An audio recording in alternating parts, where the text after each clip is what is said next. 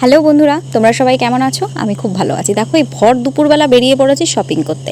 শপিংয়ের নাম শুনলে শীত, গ্রীষ্ম, বর্ষা কোনো কিছু ম্যাটার করে না। আমরা সবাই মিলে গেছিলাম শান্তিপুর শপিং করতে। কে কে গেছিলাম? আমি, বোন, মা আর আমার ফুলমাসি।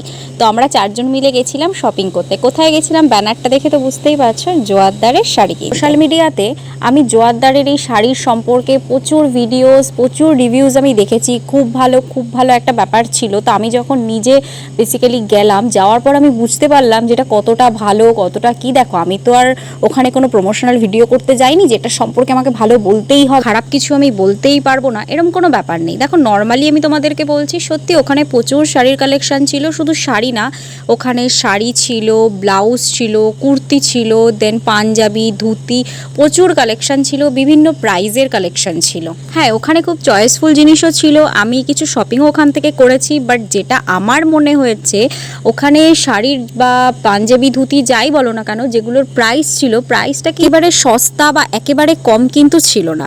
আমরা নর্মাল মার্কেট থেকে যেসব আমরা প্রাইজের জামাকাপড় বা শাড়ি ফাড়ি কিনে থাকি, ঠিক অনেকটাই বলতে পারো সেম প্রাইস বা ওর থেকে একটু বেশি কম হতে পারে। তো আমার এমন কিছু মনে হয়নি যে ওখানে গেছি আমি প্রচুর লাভবান হই। হ্যাঁ, এত কষ্ট করে এত দূর থেকে যখন আমি গেছি, অবভিয়াসলি আমি তো কিছু শপিং করবই।